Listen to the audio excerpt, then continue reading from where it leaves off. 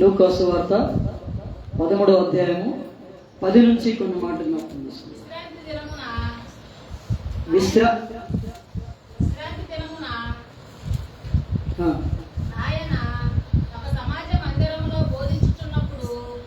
ఆయన ఒక సమాజ మందిరంలో బోధించున్నప్పుడు 18 ఏళ్ల నుండి బలహీనపరచు దయ్యము పట్టిన ఒక స్త్రీ అక్కడ ఉండెను. ఆమె నడుము వంగిపోయి ఎంత మాత్రము చక్కగా నిలవబడలేకుండెను. యేసు ఆమెను చూసి రమ్మని పిలిచి, అమ్మా, నీ బలహీనత నుండి విడుదల పొంది ఉన్నావని ఆమెతో చెప్పి ఆమె మీద చేతులు ఉంచగానే, చూడండి ఈ వాక్యాన్ని జ్ఞాపకం చేసుకుందాం. మరి ఎక్కడ లూకా సువార్త 13వ అధ్యాయము 10 నుంచి మనం జ్ఞాపకం చేసుకుంటే ఏ రోజు అంటది? విశ్రాంతి దినం. ఏ దినం అంటే ఆదివారం. ఎక్కడ? దేవుని మందిరంలో యేసు ప్రభువారు వాక్యాన్ని బోధిస్తున్నారు. యేసు ప్రభువారు ఏం చేస్తున్నారు? వాక్యాన్ని బోధిస్తూ ఉన్నప్పుడు అక్కడ ఎవరున్నారంట? 18 సంవత్సరాల నుంచి ఎవరమ్మా? 18 ఏళ్ల నుండి బలహీనపరచు దయ్యం. ఏ దయ్యం అది? బలహీనపరచు దయ్యం. ఎన్ని సంవత్సరాలు? 18 ఏళ్ల నుంచి. చూడండి, 18 సంవత్సరాల నుంచి ఆమె పరిస్థితి ఎలా ఉందంటారు? దాని పేరేంది? బలహీనపరచు దయ్యం. ఏ దయ్యం అది? బలహీనపరచు దయ్యం. అంటే దయ్యం ఏం చేస్తుంది? మనల్ని బలహీనపరిచింది. చాలా మందికి ఆ విషయం తెలియదు. ఇక్కడ ఎన్ని సంవత్సరాలు? 18 సంవత్సరాల నుంచి దయ్యం పట్టింది. అది ఎలా ఉందంటే ఆమె బలహీనపరుస్తుంది. మందిరానికి వచ్చినా కానీ వాక్యం వినకుండా చేసింది. మందిరానికి వచ్చినా కానీ వాక్యం వినకుండా చేసింది. అంటే ఏముంది? బలహీనపరచు దయ్యం. ఏ దయ్యం అది? బలహీనపరచు దయ్యం. పాప ఎన్ని సంవత్సరాల నుంచి? 18 సంవత్సరాల నుంచి. మరి ఎవరైనా ఆమెను స్వస్థపరిచారా? ఎవరైనా రోగం బాగు చేశారా? ఎవరైనా కాపాడారా? మరి ఆమె చాలా చేసి ఉండొచ్చు. మరి యంత్రాలు, తంత్రాలు, మాయలు, మంత్రాలు చాలా చేసింది. తగ్గింది ఆమెకి? తగ్గల. కానీ ఎవరో చెప్పారు, యేసు ప్రభువారు మరి ఆయన ముట్టుకుంటే, ఆయన పట్టుకుంటే, ఆయన ప్రార్థన చేస్తే ఏం తగ్గిద్దంట? రోగము విడిచిపోయింది. అంటే దయ్యము వదిలిపోయిందని చెప్పారంట. అయితే ఆమె ఏం చేసిందంటే పొద్దున లేచింది, స్నానం చేసింది. అంత బలహీనంగా ఉంది, నీరసంగా ఉంది. ఆమెకి ఆరోగ్యం లేదు, ఇంట్లో సహకారం లేదు. అయినప్పటికీ సంఖ్యలో బైబిల్ తీసుకొని ఆదివారం పూట ఎక్కడికి వచ్చింది? మందిరానికి వచ్చింది. మరి ఎన్నో సంవత్సరాల నుంచి మందిరానికి వెళ్తుంది, కానీ ఆమెకి ఏంది? రోగం తగ్గల. మరి ఎందుకు యేసు ప్రభువారు అప్పుడు ఆ మందిరానికి వచ్చారు? మందిరానికి వచ్చి వాక్యాన్ని బోధిస్తుంటే, ఆ వాక్యం బోధిస్తున్నప్పుడే ఆమెకి రోగం తగ్గింది. అంటే ఆమెకున్న దయ్యము విడిచిపెట్టిపోయింది.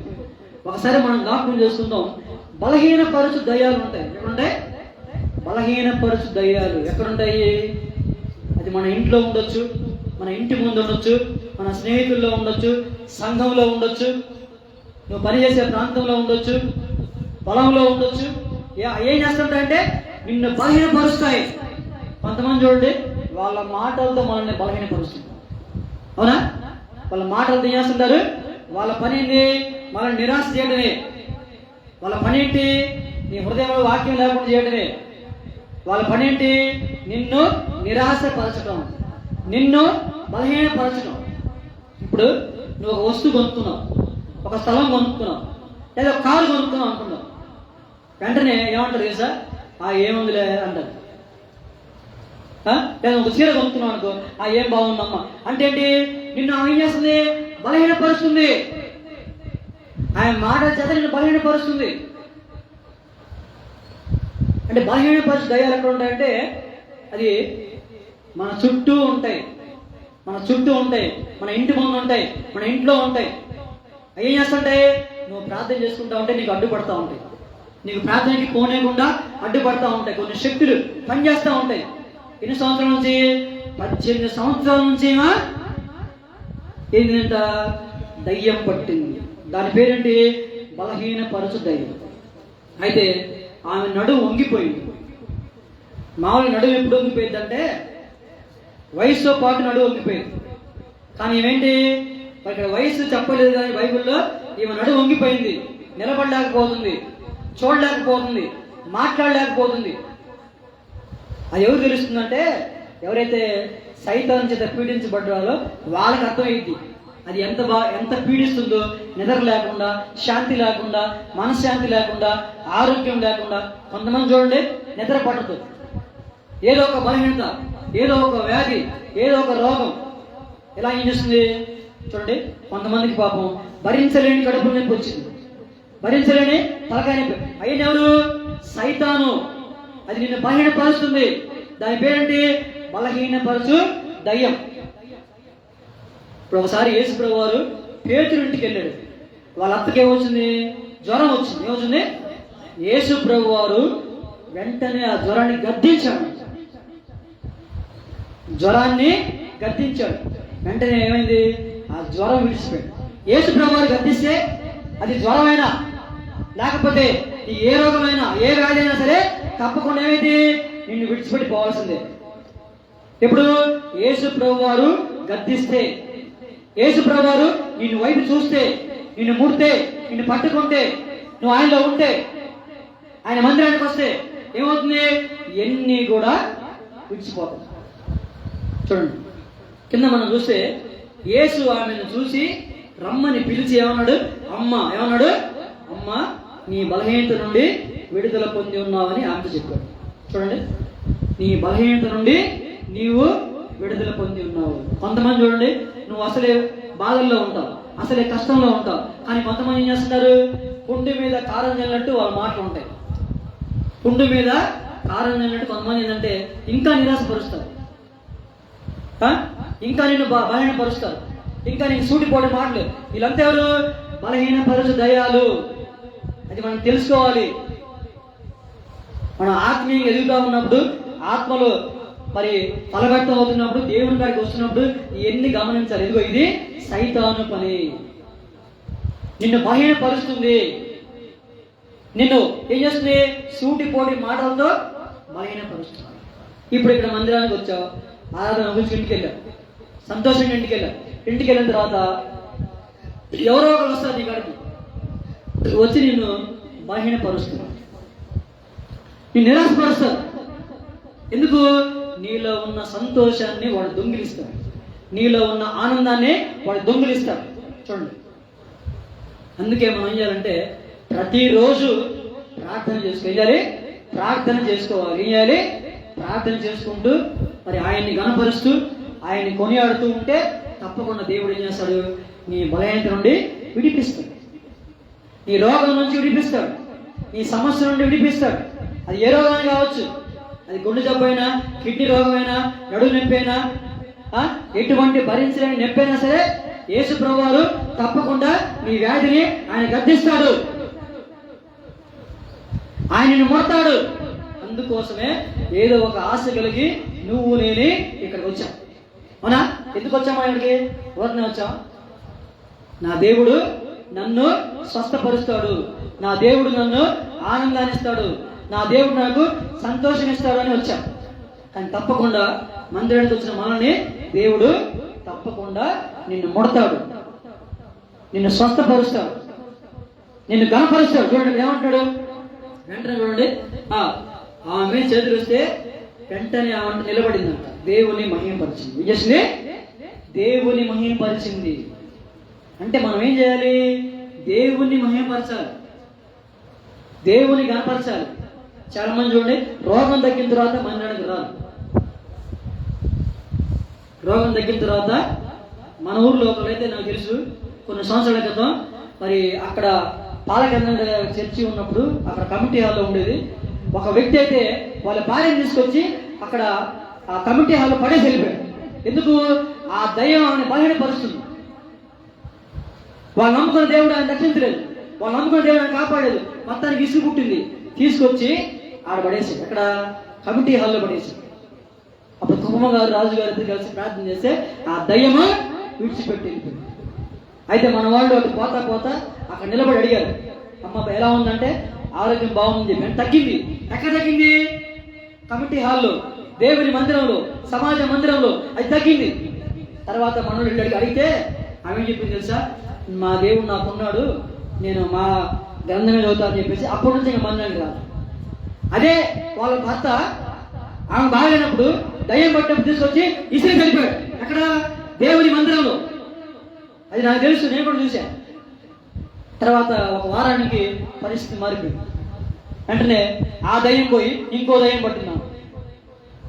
ప్రభు చెప్పాడు, ఒక్క దయ్యం పోతే అంట ఇంకా చాలా వస్తాయంట, దానికంటే చెడ్డవి వస్తాయి. నువ్వు అనుకోవచ్చు దయ్యం పోయిందిలే, రోగం పోయిందిలే, వ్యాధి పోయిందిలే, ఇంకా దూరంగా ఉందా అనుకోవాలి. తప్పకుండా అంతకంటే రెట్టింపు వస్తాయి నీ దగ్గర. అది దేవుడి వాక్యమే, నేను చెప్పట్లేదు, దేవుడు చెప్పాడు. చూడండి, ఇంకా మనం కొన్ని జ్ఞాపకం చేసుకుందాం. అయితే చూడండి, లూకాసు వార్త 8వ అధ్యాయం చూడండి. లూకాసు వార్త 8వ అధ్యాయం 26వ వచనం జ్ఞాపకం చేసుకుందాం.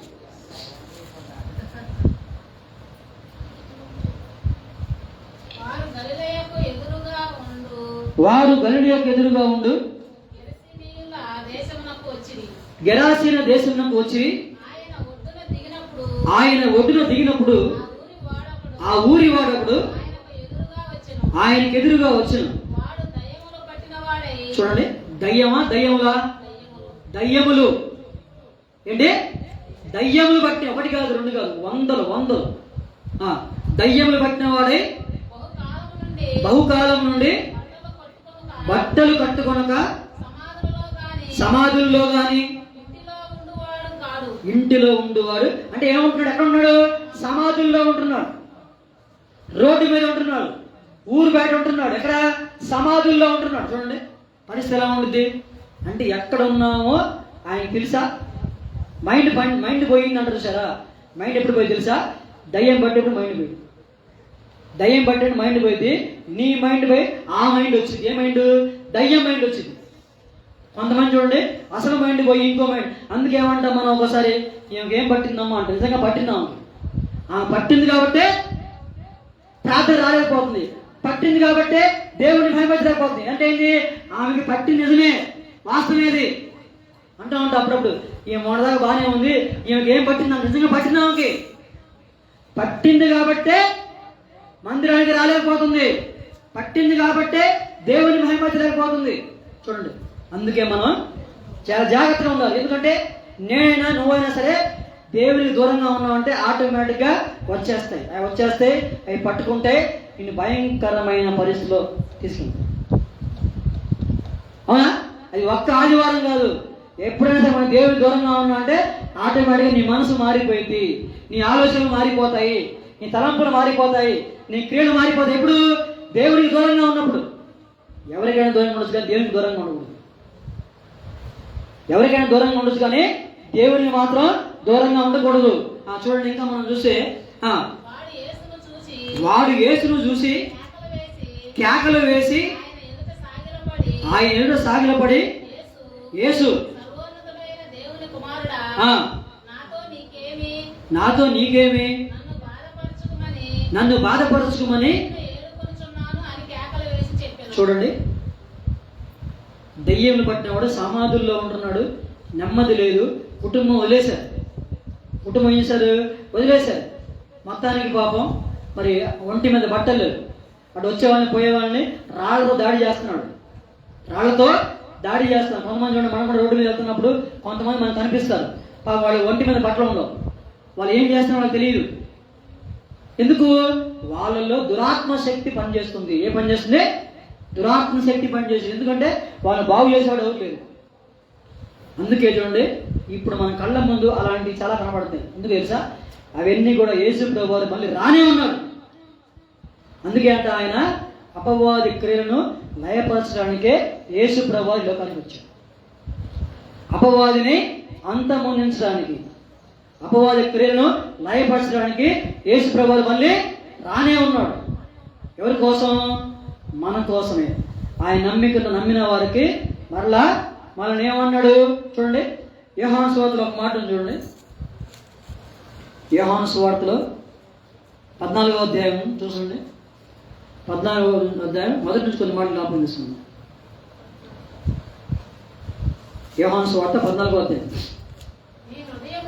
మీ హృదయములు కలవరపడనీయకుడి, దేవుని యందు చూడండి ఏమన్నాడు? మీ హృదయమును కలవరపడద్దు. ఏం పడద్దు? కొంతమంది ప్రతి దానికి కలవరపడిపోతుంది. అవునా? చిన్న చిన్న సమస్యల్ని ఊరకోరకునే భయపడుతూ ఉంటుంది. అమ్మో ఏదో జరిగిపోయింది, ఏదో అయిపోయింది, అంత మునిగిపోయింది, అంత తేలిపోయింది అని భయపడ. దేవుని వాక్యం చెప్పింది నువ్వు కలవరపడద్దు. దావీదు ఏమంటున్నాడంటే 10,000 మంది నా మీదకి వచ్చిన నేను భయపడను అన్నాడు. ఏమన్నాడు? 10,000 మంది నా మీదకి వచ్చినా సరే నేను భయపడను. ఎందుకు? దేవుడు నాకు తోడుగా ఉన్నాడు. దేవుడు నాకు తోడుగా ఉన్నాడు. అది కష్టమైన, ఖడ్గమైన, కరువైన, వ్యాధైన, సమస్య అయినా సరే దేవుడు మనకి తోడుగా ఉంటాడు. ఆయన నీ కోసం నిలబడతాడు. ఎవరు నిలబడకపోవచ్చు. మరి ఒక స్త్రీ పాపం చూడండి, ఇదే యోహాను సువార్తలో మనం చూస్తే కొన్ని మాటలు జ్ఞాపకం చేసుకుందాం. చూడండి, ఇదే యోహాను సువార్తలో ఒక స్త్రీ పాపం చేస్తూ పట్టుబడిందంట. చూడండి 8వ అధ్యాయం చూడండి. 8వ అధ్యాయం మొదటి నుంచి కొన్ని మాటలు జ్ఞాపకం చేసుకుందాం. యేసు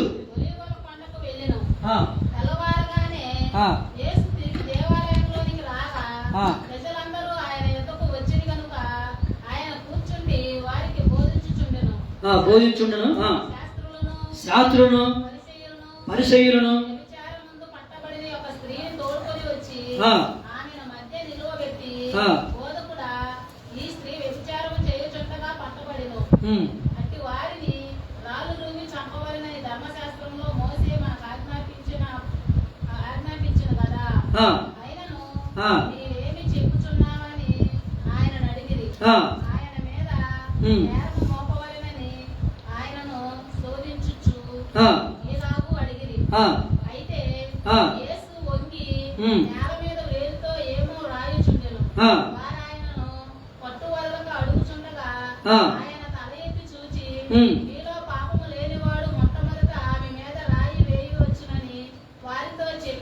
చూడండి ఏమన్నాడు? మీలో పాపము లేనివాడు మొట్టమొదటి రాయేయండి అన్నాడు. ఆ ఊర్లో వాళ్ళంతా ఆమెని నిలబెట్టి ఒకసారి నించోబెట్టి అందరూ ఏం చేస్తున్నారు? రాళ్ళు వేస్తున్నారు. ఎందుకు? ఈమె పాపం చేస్తూ పట్టుబడింది. వెంటనే మరి ఊరు మధ్యలో నిలబెట్టి అందరు ఏం చేస్తున్నారు? రాళ్లతో దాడి చేస్తున్నారు. వాళ్ళ ఆచారం ఏంది? ఎవరైతే పాపం చేస్తారో వాళ్ళు ఏం చేయాలంట? రాళ్లతో కొట్టి చంపాలి. ఇప్పుడు కొన్ని దేశాలు ఏం చేస్తారంటే పాపం చేస్తే రాళ్లతో కొట్టి చంపేస్తారు. అక్కడ నిలబెట్టి అందరి మధ్యలో అందరి తలా ఒక రాయేస్తే ఏమైంది? చచ్చిపోదు ఆటోమేటిక్. చూడండి ఏమన్నాడు ప్రభు? ఒక మాట అన్నాడు, ఎవరైతే మీలో పాపం లేని వాడు ముందు రాయేయండి అన్నాడు. అంటే ఇప్పుడు ఆమెకి నిలబడింది ఎవరు? కాపాడింది ఎవరు? నించుంది ఎవరు? యేసుప్రభు వారే. యేసుప్రభు వారు మనతో ఉంటే మన మీద ఎవడు కూడా రాయేసే అర్హత లేదు. ఎందుకు? చూడండి, దేవుడు అక్కడ యేసుప్రభు వారు అక్కడ ఛాలెంజ్ చేస్తున్నాడు. మీలో పాపం లేనివాడు ముందు ఆమె మీద రాయేయండి అని. అంటే అర్థమైంది? వాళ్ళందరూ కూడా పాపులే. ఆయన అంట అక్కడ నేల మీద రాస్తున్నాడు. ఏం రాస్తున్నాడు? అందరిని పిలుస్తున్నాడు పేరు పెట్టి. ఇదిగో నీ చరిత్ర ఇది, నీ చరిత్ర ఇది, నీ చరిత్ర ఇది, నీ చరిత్ర ఇది, నీ చరిత్ర ఇది అని మొత్తం ఆయన రాస్తున్నాడు. ఎక్కడ? నేల మీద రాస్తున్నాడు. చరిత్ర మనకు తెలియకపోవచ్చు, ప్రభువు తెలుసు. మీ చరిత్ర తెలుసు, నా చరిత్ర తెలుసు, అందరికి తెలుసు. ఎవరికి? ప్రభువు తెలుసు. అందుకే ఏమన్నాడు? మీలో పాపం లేనివాడు ముందు ఆమె మీద రాయేయండి. చాలా మంది చూడండి మన మీద రాళ్ళు వేస్తుంటారు, అట్నుంచి ఇట్నుంచి. ఎప్పుడు? మనం తప్పు చేసినప్పుడు, ఎప్పుడు? మన పాపం చేసినప్పుడు. అప్పుడు వాళ్ళకి అవకాశం దొరికింది. అప్పుడు దాకా వాళ్ళు మనల్ని ఏం చేయరు. ఎప్పుడైతే మనం పాపం చేశామో అప్పుడు వచ్చి మన మీద రాళ్ళు వేస్తుంటారు. మనం భయపడకూడదు. ఎందుకు? యేసు ప్రభువారు మనకి తోడుగా ఉన్నాడు కాబట్టి ఏ రాయి నీకు తగలదు, ఏ రాయి నిన్ను గాయం చేయదు. కొంతమంది మాటలతో గాయం చేస్తుంటారు, కొంతమంది రాళ్ళు వేస్తారు, కొంతమంది ఏంటి మాటలతో సూటిపోటి మాటలతో గాయం చేస్తుంటారు. అప్పుడు నువ్వు భయపడాల్సిన అవసరం. ఎందుకు? నా దేవుడు నాకు తోడుగా ఉన్నాడు, నా దేవుడు నన్ను కాపాడుతాడు, నా దేవుడు నన్ను రక్షిస్తాడని నమ్మాలి. అందుకే చూడండి, మరలా వంగి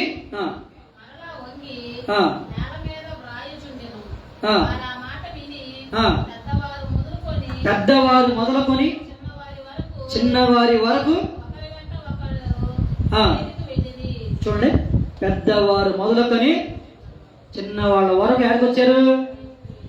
ఒక స్త్రీ పాపం చేస్తే పట్టుబడితే వాళ్ళు చేస్తున్న పని కూడా మానేసి ఆమె మీద రాళ్ళేద్దామని పని కట్టుకొని వచ్చాడు. అంటే ఏంటి? వాళ్ళకి ఏ పని లేదు. ఇంకా ఏం పని? అది రాళ్ళు వేసే పని. ఏ పని? కొంతమందికి ఏం పని ఉండదు, వేరే వాళ్ళ మీద రాళ్ళు వేసే పని పెట్టుకుంటారు, వేరే వాళ్ళని దూషించే పని పెట్టుకుంటారు, వేరే వాళ్ళని అవమానించే పని పెట్టుకుంటారు. వాళ్ళకి ఏం పని పాటలేదు. అందుకేంటి?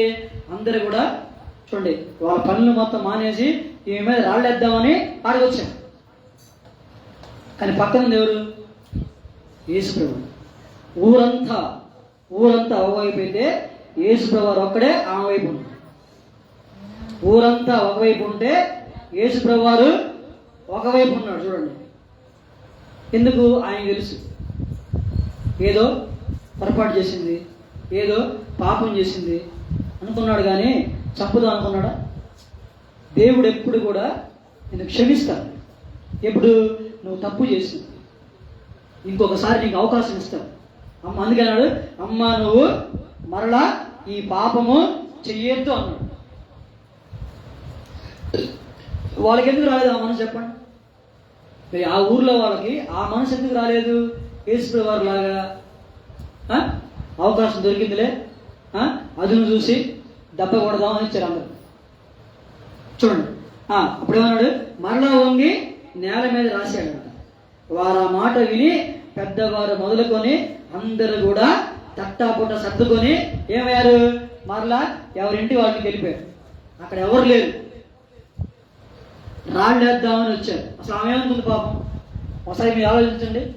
ఆమె స్థానంలో మనం ఉంటే ఏం చేస్తాం? అందరికి వెళ్ళి కాళ్ళు పడుకుంటాం, అవునా? నన్ను కొట్టద్దు, నన్ను క్షమించండి. కానీ ఆమె ఎక్కడ భయపడలేదు. ఎందుకు? యేసు ప్రభు వారు నా పక్కన ఉన్నాడు, యేసు ప్రభు వారు నాతో ఉన్నాడు, యేసు ప్రభు వారు దగ్గర నేను ఉన్నాను, ఏమైనా సరే ఆయన చూసుకుంటాడని ఒక ధైర్యం ఉంది. చూడండి, కాబట్టి యేసు ఒక్కడే మిగిలింది ఆ స్త్రీ మధ్య నిలబడింది. చూడండి కింద మాట, యేసు తల ఎత్తి చూసి, అమ్మ వారెక్కడ ఉన్నారు? చూడండి, ఎవడు నీకు శిక్ష విధింపలేదా? ఆయనే ఉంటే ఇంకా శిక్ష విధిస్తారు? శిక్ష విధించేదే యేసు ప్రభువు. ఆయనే పక్కన ఉంటే శిక్ష వేసేవాళ్ళు ఎవరు లేరు. చూడండి, కాబట్టి దేవుడు మనకి తోడుగా ఉంటే మనం భయపడాల్సిన అవసరం లేదు. అలా అని తప్పు చేయమని బైబిల్ చెప్పట్ల. ఒకవేళ పొరపాటున నీ వైపు తప్పు జరిగితే నువ్వు భయపడద్దు. నువ్వు దేవుడిని అడుగు, దేవుడితో మాట్లాడు, ఆయన పాదాలు పట్టుకో, క్షమాపణ వేడుకో. ఆయన ఏం చేస్తాడు? నీ పాపమును ఆయన కొట్టి వేస్తాడు, నీ పాపమును ఆయన తీసివేస్తాడు, నీ నిందను తీసేస్తాడు, నీ కన్నీటిని ఆయన నాట్యముగా మార్చే దేవుడు. ఏ దేవుడు? నీ కన్నీటిని ఆయన నాట్యముగా మార్చే దేవుడు. కాబట్టి మనం భయపడాల్సిన అవసరం లేదు. అది ఏ సమస్యలో ఉన్నా, కరువైనా, ఖడ్గమైనా, వ్యాధి అయినా, నిందైనా, నువ్వు భయపడాల్సిన అవసరం లేదు. కాబట్టి ప్రభువు నాకు తోడుగా ఉన్నాడు, ఆయనే కాపాడుతాడు. కాబట్టి మీ హృదయములు కలవరపడని కూడా ఏమన్నాడు? కలవరపడద్దు, నువ్వు భయపడద్దు, నువ్వు దిగులు పడద్దు, నీ చింత ఆయాగొద్దు. ఏమంటున్నాడు అక్కడ? అది ఫిలిప్పు పత్రిక, ఫిలిప్పు చూడండి పత్రికలో 4వ అధ్యాయం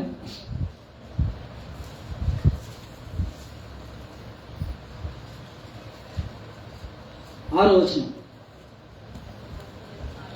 ఫిలిప్ పత్రిక 4వ అధ్యాయం 6వ వచనం.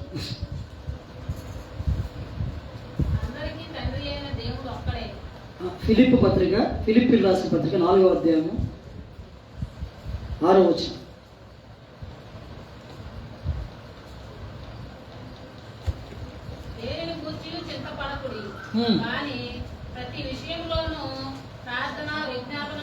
చూడండి, దేని గురించి చింతపడొద్దు. ఏమన్నాడు? నువ్వు దేని గురించి చింతపడొద్దు అంటే అర్థమైంది, నువ్వు దేని గురించి భయపడొద్దు, బాధపడొద్దు, కృంగిపోవద్దు, నిరాశపడొద్దు. ఎందుకు?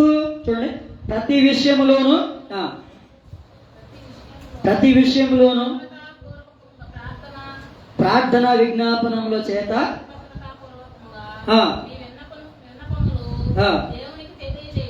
ఏమన్నాడు? ప్రతి విషయములోను. ఏ విషయంలో? ప్రతి విషయంలో. కొంతమంది చూడండి, ప్రతి విషయాన్ని పక్కన వాళ్ళు చెప్తుంటారు, ప్రతి విషయాన్ని వాళ్ళ అమ్మకి చెప్తుంటారు, కొంతమంది వాళ్ళ నాన్నకి చెప్తుంటారు. కానీ ప్రతి విషయంలో ఎవరు చెప్పాలి? ముందు దేవునికి చెప్పాలి. ప్రతి విషయంలో ఎవరికంట? ప్రార్థన చేసుకోవాలి. ఏం చేయాలి?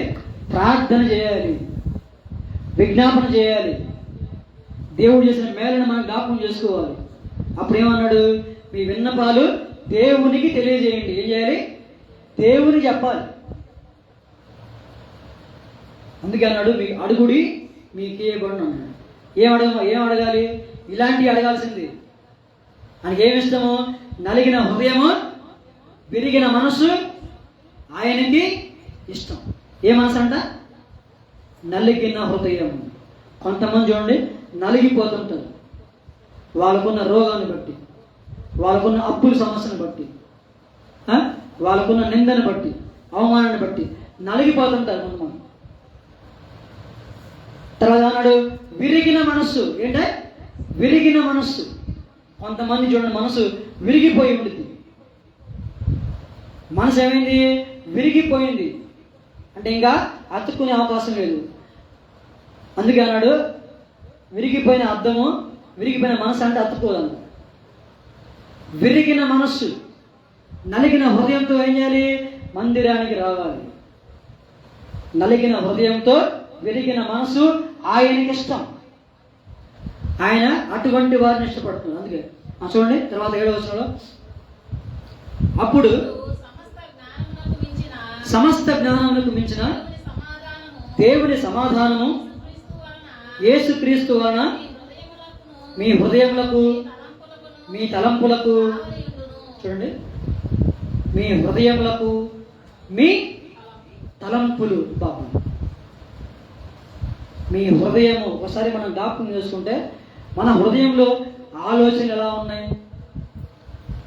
హృదయం ఎటువంటి ఆలోచన వస్తున్నాయి చూడండి.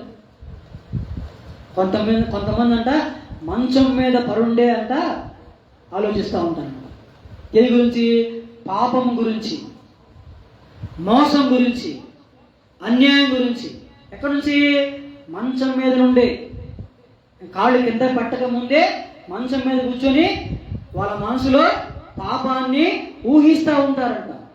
అది వాక్యం చెప్తుంది. వాళ్ళందరికీ ఏమన్నాడు? శ్రమ. ఏమన్నాడు? శ్రమ. శ్రమ. ఇప్పుడు మంచం మీద పరుండి చెడ్డ ఆలోచన, చెడ్డ ఊహలు, చెడ్డ తలంపులు, ఇవన్నీ కూడా వస్తూ ఉంటాయి. ఇప్పుడు మంచం మీద పండుకున్నప్పుడు, ఇంకా కాలు పెట్టక ముందే రేపు ఏం చేయాలి, ఎల్లుండి ఏం చేయాలి, ఈరోజు యాడికి వెళ్ళాలి, చూడండి ఎన్ని కూడా ఇక్కడ మంచం మీద ఉండే అభ్యాసం చేస్తూ ఉంటారు. అంటే ఏంటి? మంచం మీద కూర్చొని ప్లాన్లు ఏమొస్తుంటారు కొంతమంది ప్లాన్ గీస్తుంటారు. కొంతమంది ప్లాన్ గీస్తే మామూలుగా ఉండదు, సక్సెస్ గ్యారంటీ. ఏ ప్లాన్? మామూలు ప్లాన్ కాదు, మాస్టర్ ప్లాన్ వేస్తుంటారు కొంతమంది. అసలు వాళ్ళకున్న మైండ్ నరేంద్ర మోడీ కూడా ఉండదు తెలిసి, అటువంటి ప్లాన్లు వేస్తారు కొంతమంది. ఏ ప్లాన్లు అయ్యి? ముంచే ప్లాన్లు. ఏ ప్లాన్లు? ఇంకొకరిని మోసగించే ప్లాన్లు వేస్తుంటారు కొంతమంది. ఇవన్నీ కూడా దేవుడు గమనిస్తాం. ఏంటంట? అందుకే చూడండి, యోగు ఒక మాట అన్నాడు. చూడండి యోగు గ్రంథంలో, యోగు గ్రంథం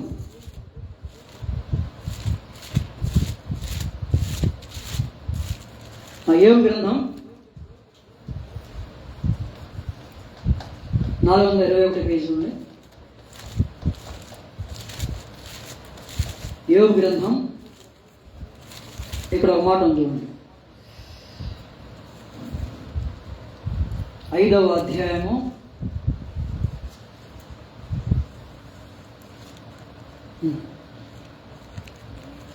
5వ అధ్యాయము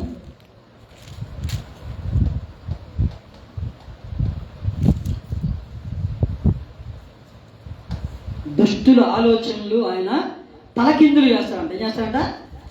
దుష్టుల ఆలోచనలు ఆయన తలకిందులు చేస్తాడు. కొంతమంది మరి ఆలోచిస్తూ ఉంటారు, ఏ విధంగా దెబ్బ కొట్టాలి, ఏ విధంగా మోసగించాలి, ఏ విధంగా మానసికంగా దెబ్బ కొట్టాలని ఆలోచిస్తూ ఉంటాడు. వాళ్ళందరి ఆలోచనలు అంట ఆయన తలకిందులు చేస్తాడంట. ఏం చేస్తాడు? తలకిందులు చేస్తాడు. ఎందుకంటే ఆయన తెలుసు, హృదయంలో తలంపు పుట్టక మునిపే ఆయన ఎరిగినవాడు.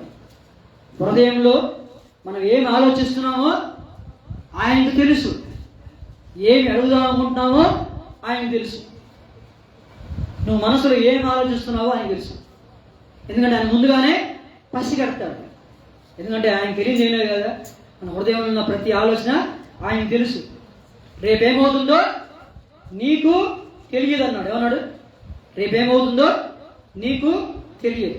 చూడండి, కాబట్టి మన జీవితంలో మనం ఎప్పుడు కూడా దేవుణ్ణి మనం కనపరుస్తూ ఉండాలి, దేవుణ్ణి మహిమపరుస్తూ ఉండాలి. ఆ మార్కు సువార్త చూడండి 9వ అధ్యాయం. మార్కు సువార్త 9వ అధ్యాయం చూడండి.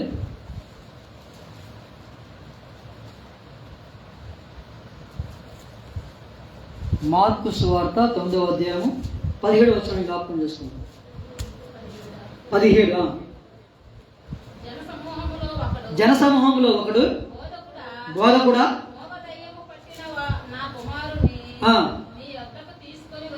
చూడండి ఏమంట? మూగ దయ్యం. ఏ దయ్యం? ఇందాకేంటి? బలహీనపరచు దయ్యం, చెవిటి దయ్యం. ఏ దయ్యం? మూగ దయ్యం. అంటే అర్థం తెలుసా? అది పట్టిందంటే నీ నోటి నుంచి మాట రాదు, ఇంకా మాట్లాడలేదు అనుకుంటాను, కానీ నీకు శక్తి రాదు. కొంతమంది చూడండి మౌనంగా ఉంటుంది దయ్యం పట్టాలి, వాళ్ళు మాట్లాడలేకపోతాం. ఎందుకు? దయ్యము వాళ్ళ నోరు మూసేస్తుంది. చూడండి,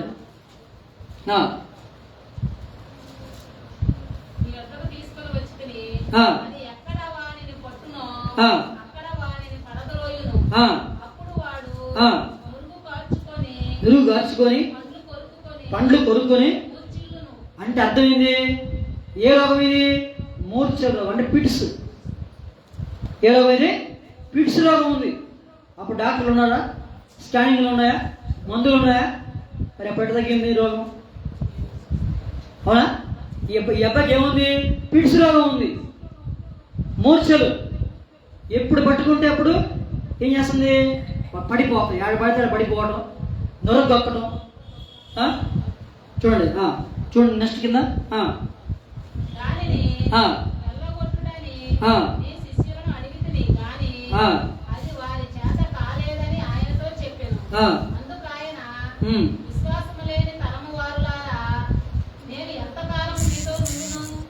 ఎంతవరకు మిమ్మల్ని సహించును, వారిని నా యొద్దకు తీసుకొని రండని వారితో చెప్పగా వారు ఆయన యొద్దకు తీసుకొని వచ్చిరి. దయ్యము ఆయనను చూడగానే వాని విలవిలలాడించెను గనుక వాడు నేల మీద నురుగు కార్చుకొనుచు పొర్లాడు చూడండి, ఇక్కడ చూడండి, వాళ్ళకి టైం వచ్చింది, దయ్యానికి టైం వచ్చింది, అబ్బాయిని విడిచిపెట్టి టైం వచ్చింది, ఇంకా ఎక్కువ చేస్తున్నాడు. అంతకుముందనేంటి, అప్పుడప్పుడు వచ్చి అలా పడేసి వెళ్ళిపోయేవాడు. ఇప్పుడేం చేస్తున్నాడు, ఇంకా పడిపోవడం, ఒకటే నురుగు, ఒకటే పళ్ళు కొరకటం, కింద పడిపోవడం అబ్బాయి చేస్తున్నాడు. చూడండి, విలువలాడిస్తుందంట. అప్పుడు ఆయన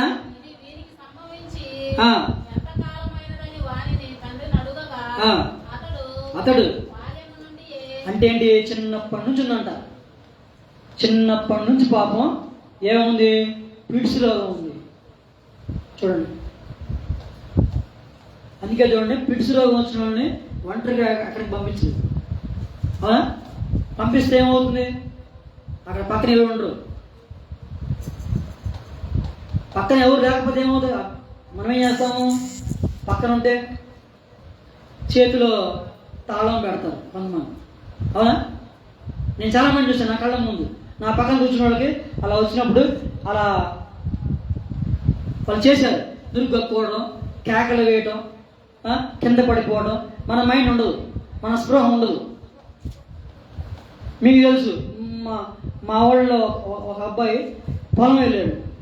పొలం వెళ్తే సడన్గా పిడిసి వచ్చింది. ఆడేం చేశాడు పాపం,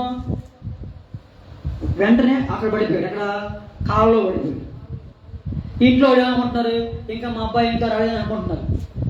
వెతికారు, కనబడలా. ఎక్కడున్నాడు, చనిపోయి శవం ఎక్కడ, కాలువలో తేలాడుతుంది. అంటే వాడికి ఏముంది, పిడుస్తుంది. ఒకసారి నేను బస్సులో వెళ్తున్నప్పుడు నా పక్కన కూర్చున్నాడు. నేను వాడిని అప్పట్లోనే వాడికి హాస్పిటల్ తీసుకెళ్ళి చూపించాడు డాక్టర్ గారు. ఆడేం చేశాడు, పొలం వెళ్ళాడు గేదెలు తీసుకొని.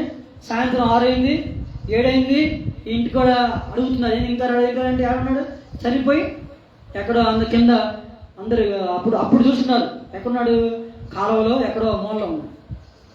చూడండి, అటువంటి పరిస్థితి ఉంది. చూడండి, కాబట్టి దేవుణ్ణి తెలుసుకోవడం అనేది గొప్ప విషయం.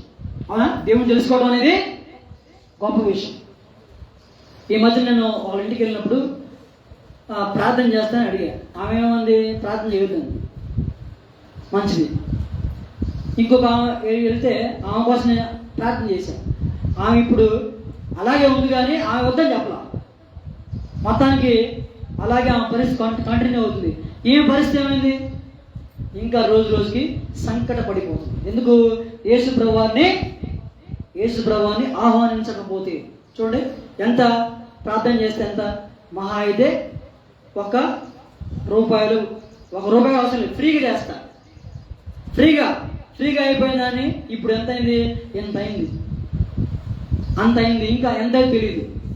అదే ప్రార్థన చేయించుకుంటే, ప్రభుని ఆహ్వానిస్తే ఏమైంది, దేవుడు గొప్ప కార్యం చేస్తాడు. నేను ప్రార్థన చేసిన ఇంకో ఆమెకి అంత డబ్బు ఖర్చు అవ్వట్లా. ఇక్కడ ఏమవుతుంది, అంత వెళ్ళిపోతుంది పైకి. ఎక్కడికి వెళ్తుందో తెలియదు, దానికి ముగింపు లేదు. కాబట్టి ఏం చేయాలి, దేవుణ్ణి మనము ఆహ్వానించాల్సిందే. సాక్షాత్తు ఒక వ్యక్తి వచ్చి నీ కాడికి ప్రార్థన చేస్తానంటే అర్థమైంది, దేవుడే నీ కాడికి పంపించాడు. దేవుడే నీ దగ్గరికి పంపించి నీకు స్వస్థపరుస్తా అంటున్నాడు. అందుకే అన్నాడు, దేవుని వాక్యము ఎవని ఎద్దకు వచ్చినా వాడు దైవములు అన్నాడు. ఏమన్నాడు, వీళ్ళంతా ఎవరు, దైవములు. ఎందుకు, దేవుని వాక్యము మీ దగ్గరకు వస్తుంది. అందుకే అన్నాడు, దేవుని రాజ్యం అంట భోజనము పానము కాదంట. తెలుసా, దేవుని రాజ్యం అంటే భోజనము కాదు, నీళ్లు కాదు, మనం తినే ఆహారం కాదు, మనం వేసుకునే బట్టలు కాదు. దేవుని రాజ్యము పూర్తిగా ఈ లోక రాజ్యానికి భిన్నముగా ఉండిద్ది. అక్కడ ఏముండిద్ది, నీతి ఉండిద్ది, సమాధానం ఉండిద్ది, పరిశుద్ధాత్మ యందలి ఆనందం ఏముండిద్ది. ఒకసారి చూడండి, ఆ వాక్యాన్ని జ్ఞాపకం చేసుకుందాం. రోమాపత్రిక చూడండి. రోమాపత్రికలో మనం చూస్తే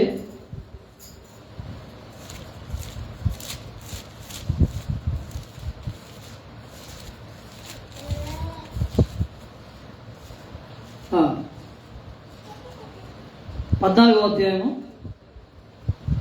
17 నుంచి కొన్ని మాటలు మాట్లాడుతున్నాం. 14 17. దేవుని రాజ్యము దేవుని రాజ్యము భోజనమును పానమును కాదు గాని నీతియు సమాధానము పరిశుద్ధాత్మ యందలి. చూడండి ఏమంటాడు, దేవుని రాజ్యం అంటే ఏంటి? పరలోక రాజ్యం. మన భాషలో స్వర్గం అంట. ఏమంట? స్వర్గం. అక్కడ ఏముంటుందంట? నీతి. ఏముంటుంది? నీతి. నీతి న్యాయం ఉండిద్ది, ధర్మం ఉండిద్ది. అక్కడ దేవుని రాజ్యములో. ఎందుకు? అందరికీ ఒకే ఇల్లు, అందరికీ ఒకే వస్త్రం, అందరూ ఒకే ఎత్తు, అందరూ ఒకే ఆహారం, అందరూ ఒకటే. అక్కడ పరలోక రాజ్యం. ఎక్కువ తక్కువ ఏమి ఉండదు.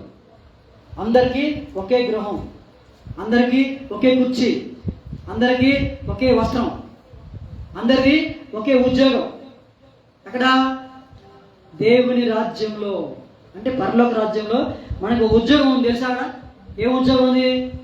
ఎల్లప్పుడూ మనం ప్రభువుని ఆరాధిస్తాం, ప్రభువుని గణపరుస్తాం. అక్కడ ఏముంది? నీతి ఉంది. 2 సమాధానం. ఏముంది? సమాధానం అంటే ఏంటి? సమాధానం అంటే అర్థమైంది. సమాధానం అంటే ఇప్పుడు నేను ఇతను ఉన్నాడు, నేను ఆయనతో మాట్లాడతా, ఆయన నాతో దీన్ని ఏమంటాం? సమాధానం అంటాం. అందుకే అన్నాడు, సమాధానపరచువారు ధన్యులు, వారు దేవుని కుమారులు అన్నాడు. ఏమన్నాడు అంటే సమాధానపరచువారు అంటే ఏంటి? మాట్లాడేవాళ్ళు. సమాధాన పడాలి. ఏం చేయాలి? సమాధాన పడాలి. ఎవరితో? శత్రువుతో కూడా సమాధాన పడాలి. ఇప్పుడు సమాధానం ఉందా లోకంలో? ఒకే ఇంట్లో ఉంటున్నారు, సమాధానం ఉందా? ఒకే ఇంట్లో ఉంటున్నారు, నెమ్మది ఉందా? ఒకే ఇంట్లో ఉంటున్నారు, మాటలు ఉన్నాయా? ఒకే ఇంట్లో ఉంటున్నారు, మాటలు ఉన్నాయా? ఒకే వీధిలో, ఒకే గల్లీలో, ఒకే ఇంట్లో, ఒకే స్థలంలో, ఒకే స్కూల్లో, ఒకే కంపెనీలో సమాధానం ఉందా? మాటలు లేవు. ఎక్కడ? ఈ లోకంలో మాటలు లేవు, సమాధానం లేదు. ఎందుకు? వాళ్ళలో దేవుని ప్రేమ లేదు కాబట్టి. ఏమి లేదు? సమాధానము. తర్వాత ఏమన్నాడు? పరిశుద్ధాత్మ యందలి ఆనందం. అంటే చూడండి, ఆనందం ఎక్కడ ఉందంట? చెప్పండి. ఆనందం ఎక్కడ ఉండిద్ది? ఊరికి వెళ్తే ఆనందం ఉండిద్దా? వస్తువు కొంటే ఆనందం ఉండిద్దా? చెప్పండి, ఎక్కడ ఉంది ఆనందం? చెప్పండి. నీ హృదయమే దేవుని ఆలయం. ఏమన్నాడు? నీ హృదయమే దేవుని ఆలయం. అంటే ఏంటి? నీ హృదయంలోనే ఉంది ఆలయం. అందుకే చూడండి, మనం ఏదైనా వస్తువు కొన్నప్పుడు భలే సంతోషంగా ఉండిద్ది కొద్దిసేపు, తర్వాత మళ్ళీ ఉండదు. ఉండిద్దా? ఈరోజు వచ్చిన ఆనందం రేపు ఉండిద్దా? కొచ్చకు కొనుక్కో, ఆ కొద్దిసేపే ఉండిద్ది. వస్తువు కొనుక్కో, స్థలం కొనుక్కో, రేపు ఉండిద్దా మళ్ళీ ఆనందం? మళ్ళీ ఉండదు. అదే నువ్వు వస్తువు కొనుక్కున్నప్పుడు, కారు కొనుక్కున్నప్పుడు 1-10 సార్లు చూస్తానే ఉంటుంది దానికి వెళ్ళి, తర్వాత మళ్ళీ మళ్ళీ మళ్ళీ పాత అయిపోయింది. కాబట్టి చూడండి, ఏముందంట? పరిశుద్ధాత్మ యందలి ఆనందం. ఏముందంట? పరిశుద్ధాత్మలో ఆనందం. అందుకే అన్నాడు, ఎల్లప్పుడూ ప్రభువునందు ఆనందించుడి. ఏమన్నాడు? ఎల్లప్పుడూ ప్రభువునందు. చూడండి, చివరిగా మనం ఆ మాట చెప్పుకుందాం. ఫిలిప్పీ పత్రిక చూడండి, 4వ అధ్యాయం 4వ వచనం. 4వ అధ్యాయం 4వ వచనం చూడండి, పేజ్ నెంబర్ 180. ఎల్లప్పుడూ ప్రభువునందు ఆనందించుడి. మరలా చెప్పుచున్నాను. చూడండి, ఎల్లప్పుడూ. ఎల్లప్పుడూ ఎల్లప్పుడూ అంటే అర్థమైంది? ఒక రోజా, ఒక గంట, ఒక నెల, ఒక సంవత్సరమా? ఏమన్నాడు? ఎల్లప్పుడూ. ఎల్లప్పుడూ. ఎల్లప్పుడూ అంటే ఏంటి? నీ ఆఖరి శ్వాస వరకు ఎక్కడుంది? ప్రభువునందు ఆనందం ఉంది, ప్రభువునందు సంతోషం ఉంది, ప్రభువునందు సమాధానం ఉంది, ప్రభువునందు నెమ్మది ఉంది, ప్రభువునందు ధైర్యం ఉంది, ప్రభువునందు ఆశ ఉంది. అన్నీ ఎక్కడున్నాయి? ప్రభువునందే ఉన్నాయి. ప్రభువునందు ఆస్తి ఉంది, ప్రభువునందు అన్ని ప్రభువునందే ఉన్నాయి. కాబట్టి అందుకే అన్నాడు, క్రీస్తు నుండి చనిపోయిన మృతులు ధన్యులు. ఎవరంటారు? క్రీస్తు నుండి రక్షణ పొందుకొని మారు మనసు పొందుకొని చనిపోయిన వాళ్ళు ధన్యులు. ఎవరు? ధన్యులు. ఎక్కడుంది? క్రీస్తు నందుండి. పగటి సంబంధులు, వెలుగు సంబంధులు,